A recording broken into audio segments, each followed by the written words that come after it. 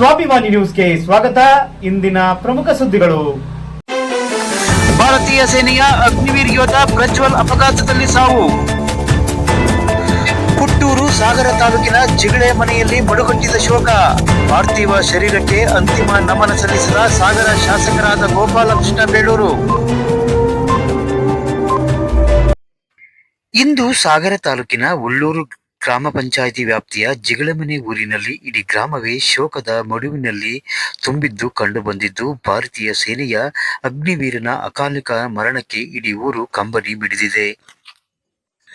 ಸದ್ಯ ಚಾಮರಾಜನಗರದ ವಾಸಿಗಳಾದ ರಾಮಚಂದ್ರ ದಂಪತಿಗಳ ಪುತ್ರ ಪ್ರಜ್ವಲ್ ಭಾರತೀಯ ಸೇನೆಯ ಅಗ್ನಿವೀರ್ ಹುದ್ದೆಗೆ ಆಯ್ಕೆಯಾಗಿ ಪಶ್ಚಿಮ ಬಂಗಾಳದಲ್ಲಿ ಕರ್ತವ್ಯ ನಿರ್ವಹಿಸಿ ರಜೆ ನಿಮಿತ್ತ ಚಾಮರಾಜನಗರಕ್ಕೆ ಬಂದ ಸಂದರ್ಭದಲ್ಲಿ ಸ್ನೇಹಿತರೊಂದಿಗೆ ಬೈಕ್ನಲ್ಲಿ ಮೈಸೂರಿಗೆ ಹೋಗಿ ಬರುವ ಸಂದರ್ಭದಲ್ಲಿ ರಾತ್ರಿಯ ಸಮಯವಾದ್ದರಿಂದ ಟಿ ನರಸೀಪುರ ಮಾರ್ಗದಲ್ಲಿ ಬರುವಾಗ ಕಮರವಾಡಿ ಬಳಿ ಮತ್ತೊಂದು ಬೈಕ್ಗೆ ಡಿಕ್ಕಿಯಾಗಿ ಸಂಭವಿಸಿದ ಅಪಘಾತದಲ್ಲಿ ಪ್ರಜ್ವಲ್ ಮೃತಪಟ್ಟಿದ್ದರು.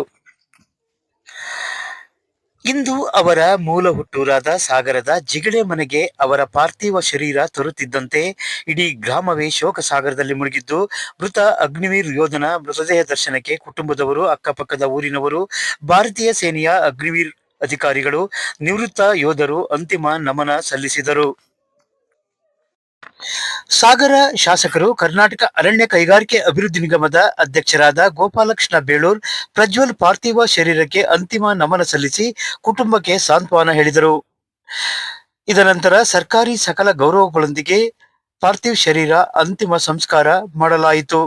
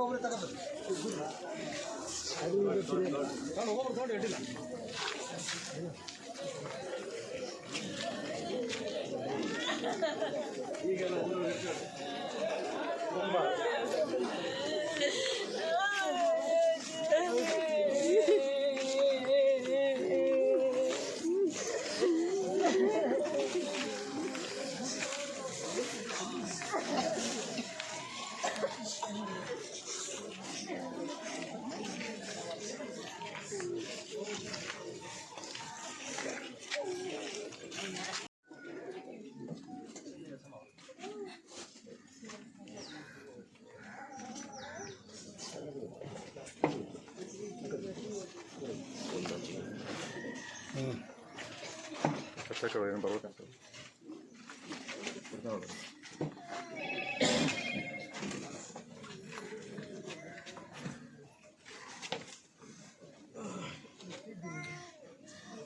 ಇದೆ ಅದರ ಪ್ರಕಾರ ಅವರು ಇದು ಮಾಡಿ ಮಾಡ್ತಾರೆ ಅವ್ರಿಗೆ ಸರ್ವಿಸ್ ಕೊಟ್ಟು ಇದು ಮಾಡಿ ಏನು ಇದೆ ಅದೆಲ್ಲ ಸೆಂಟ್ರೆಲ್ಲ ಇದು ಮಾಡಿ ಫೋನ್ ಮಾಡಿ ಬೆಳಗ್ಗೆ 9 ಗಂಟೆ ಮಾಡ್ತೀವಿ ಅಂತ ಹೇಳಿ ಬಂದಿದ್ದಾರೆ ಎಲ್ಲ ಅವ್ರು ಏನು ರೂಲ್ಸ್ ಇದೆ ಅದೇ ಥರ ಮಾಡ್ತಾರೆ. ಹೌದೌದು ಎಲ್ಲ ಮಾಡ್ತಾರೆ ಅವರು.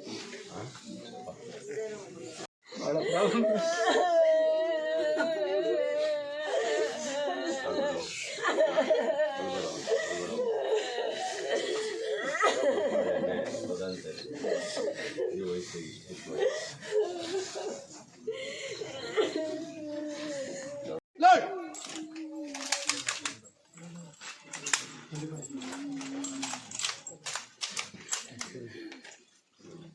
Wale, present.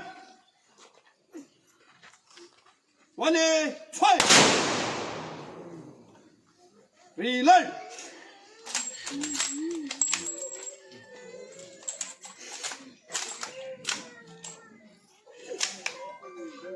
Wale, present. Wale, fight. Wale, reload.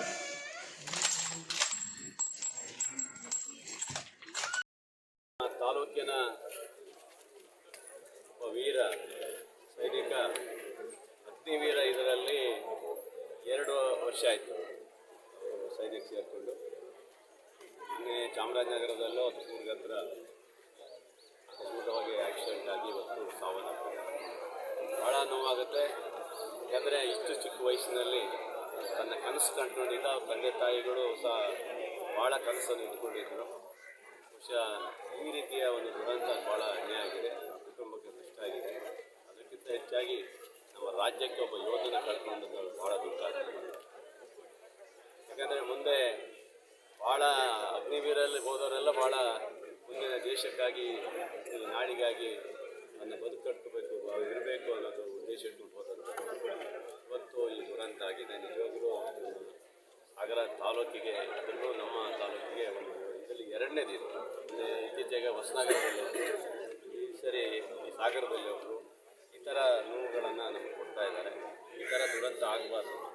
ಸೈನಿಕರಿಗೆ ಏನು ಗೌರವ ಕೊಡಬೇಕು ಅದೆಲ್ಲ ತಾಲೂಕು ಆಡಳಿತದಿಂದ ಅವರ ಕಮಾಂಡೋ ಏನಿದೆ ಅವರೆಲ್ಲ ಏನಿದೆ, MCC ಅವರು ಏನಿದೆ ಎಲ್ಲರೂ ಬಂದು ಅವರು ಗೌರವವನ್ನು ಅರ್ಪಿಸಿದ್ದಾರೆ. ಈ ನಂತರ ಈಗ ಅವರು ಅವ್ರ ಕುಟುಂಬದವರು ಏನು ಅವರು ಶಾಸ್ತ್ರ ಎಲ್ಲ ಮುಗಿದ ನಂತರ ಅವರು ಎಲ್ಲಿ ಜಾಗ ಇದು ಮಾಡಿದ್ದಾರೆ ಅಲ್ಲಿ ಅವಕಾಶ ಇದೆ. ಇದು ಭಾಳ ಬೇಸರ ಸಂಗತಿ. ಇದರಿಂದ ಕುಟುಂಬಕ್ಕೆ ಎಲ್ಲರೂ ಇರ್ತೀವಿ, ಧೈರ್ಯ ತುಂಬ ಕೆಲಸ ಮಾಡ್ತೀವಿ.